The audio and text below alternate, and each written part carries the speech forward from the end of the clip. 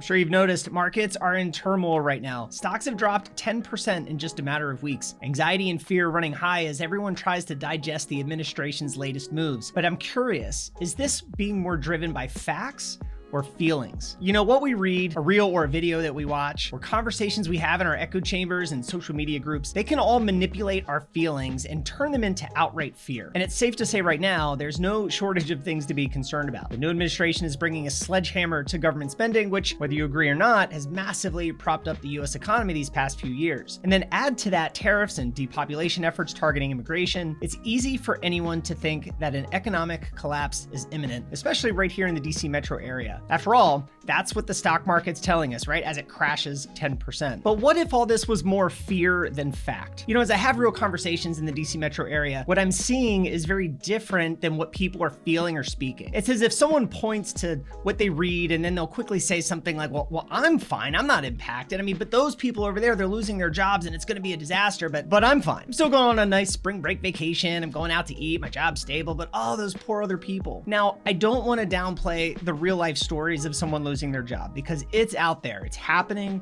it's not good, and it hurts. But I do want to highlight that many of my clients who lost their jobs are finding new ones, and some of them at higher salaries. Now, others live in dual income households and they locked in low housing payments over the last few years and they seem to be kind of okay. When I go out, my eyes see an economy that's not much different than the past few years. And the conversations I'm having with real people about their life, it also validates what I see. And give you an example, our corporate numbers are surprisingly better than they were this time last year. How could all that be the case if the local economy is crashing? Could it just be that it's one big headline-driven growth scare, a natural correction in the stock market at a time when we experience a shift in government policies, which causes the media to double down on fearful headlines? And remember, they need your eyeballs to sell advertising. Without you clicking on their article or watching their show, they are out of business. So please, tell me what you're seeing and experiencing, like real stories from real people in real situations. Not what you read, not what you heard,